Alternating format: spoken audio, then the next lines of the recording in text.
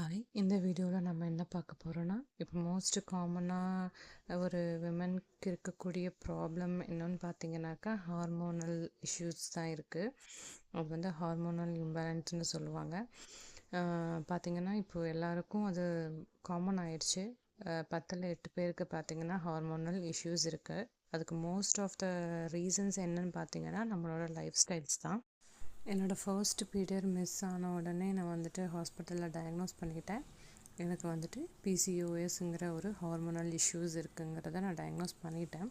Doctor advice பண்ண எனக்கு முதல் விஷயம் என்னென்னு பார்த்தீங்கன்னாக்கா, லைஃப் ஸ்டைல் மாடிஃபிகேஷன் தான் நீங்கள் பண்ணணும். ஏன்னா நான் வந்து ஸ்டார்டிங்லேயே வந்துட்டு டயக்னோஸ் பண்ணிட்டேன். என்னோடய ஃபர்ஸ்ட் பீரியட் மிஸ் ஆகும்போதே நான் வந்துட்டு ஹாஸ்பிட்டல் போனங்காட்டி ஸ்டார்டிங்லேயே வந்துட்டு எனக்கு தெரிஞ்சிருச்சு.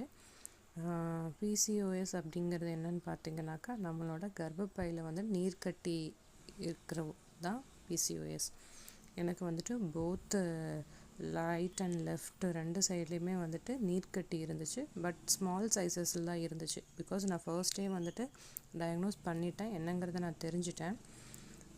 ஸோ வந்துட்டு என்னோடய லைஃப் ஸ்டைல் வந்துட்டு அவங்க மாடிஃபை பண்ண சொல்லி தான் அந்த சஜஷனே எனக்கு கொடுத்தாங்க. ஸோ இனிமேல் வர வீடியோஸில் எல்லாமே நான் என்ன டயட் ஃபாலோ பண்ணுறேன், பிசிஓஎஸ்க்கான ஃபுட் என்னென்னங்கிறத பற்றி இனிமேல் வர வீடியோவில் நான் ஷேர் பண்ணுறேன்.